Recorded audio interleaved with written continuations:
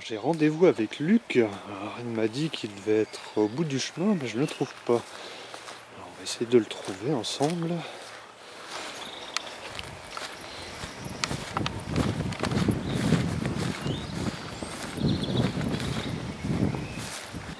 Luc, qu'est-ce que tu es en train de faire en fait là?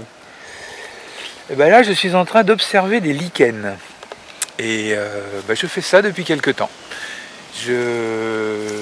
J'ambitionne presque de devenir lichénologue, et ça, c'est une grande ambition.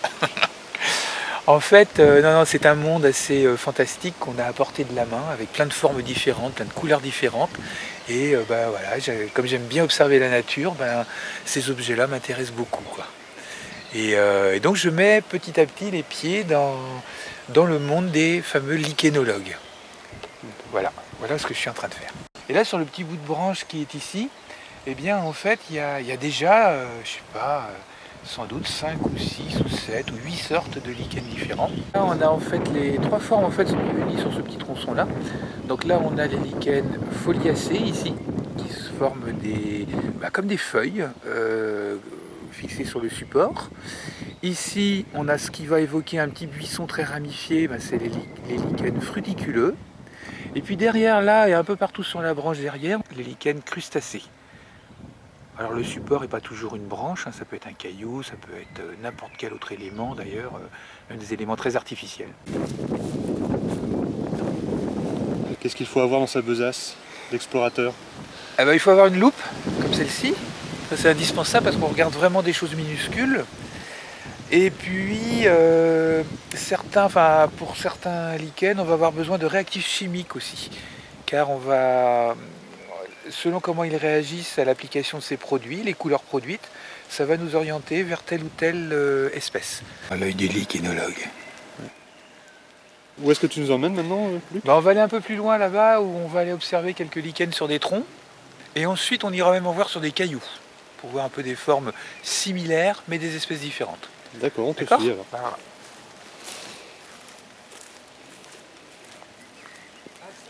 Au passage. Donc une petite précision au passage, comme très souvent on assimile les mousses on regroupe ensemble les mousses et les lichens. En fait, ce sont deux êtres vivants différents, deux végétaux différents. Ici on a une mousse, et la mousse on la reconnaît toujours au fait qu'elle ait une tige et des feuilles, tandis que ce qui n'est jamais le cas du lichen. Le lichen il est constitué d'une lame plaquée au support, fixée sur le support. Donc voilà, ça c'est une mousse. Et jusqu'à présent, nous n'avons vu que des lichens.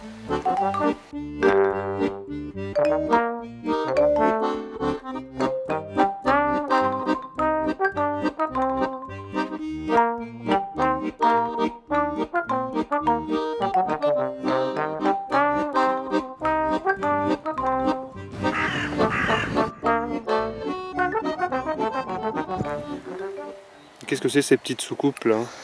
Là, ce sont les apothécies en fait, c'est-à-dire les organes au niveau du lichen qui vont produire les spores. Et c'est le champignon qui va produire les spores. Ces spores vont être émises dans l'environnement et ensuite elle va se réassocier avec une algue pour reconstituer le lichen. Donc ça, c'est un mode de reproduction sexuée en fait. Donc les apothécies, c'est des jolies ornementations, souvent en forme de soucoupe. Donc beaucoup de lichens en sont équipés. Et puis dans d'autres images qu'on a vues, il y a des apothécies en forme de l'écriture en fait. Ce sont des lirelles, donc c'est un autre type d'apothécie. Et puis l'autre mode de reproduction végétatif, c'est la spore associée à une algue qui est émise, non pardon, le champignon associé à une algue qui est émis directement dans l'environnement, une forme de bouture. Alors c'est accroché sur le tronc, mais du coup est-ce que ça pose pas un problème aux arbres? Non, pas du tout. En fait, le lichen, n'a pas de racines déjà. Il a juste des petits crampons qui lui permettent de fixer sur l'écorce. Il prend rien à l'arbre. En fait, il utilise l'humidité atmosphérique, mais il ne prend strictement rien à l'arbre, donc il ne prend pas de sève. Donc c'est pas un parasite. Il est entièrement autonome. Il habille l'arbre, il fait un paysage sur l'arbre, une petite forêt sur l'arbre. Et en lui-même d'ailleurs, c'est tout un habitat ça, pour un tas de bestioles minuscules qui vont se développer à l'intérieur. Il y en a un notamment le tardigrade qui se développe là-dedans. Donc le lichen n'est pas un parasite.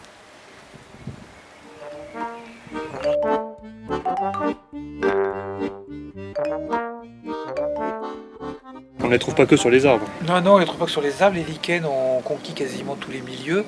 Il y a qu'en mer qu'on ne va pas en trouver, dans l'océan. On en trouve sur les franges de l'océan, dans l'eau salée.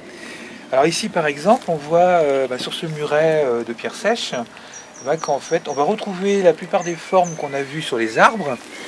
On retrouve nos foliacées, mais on va constater qu'on a surtout des crustacés, donc ceux qui sont complètement solidaires du support, qui se développent.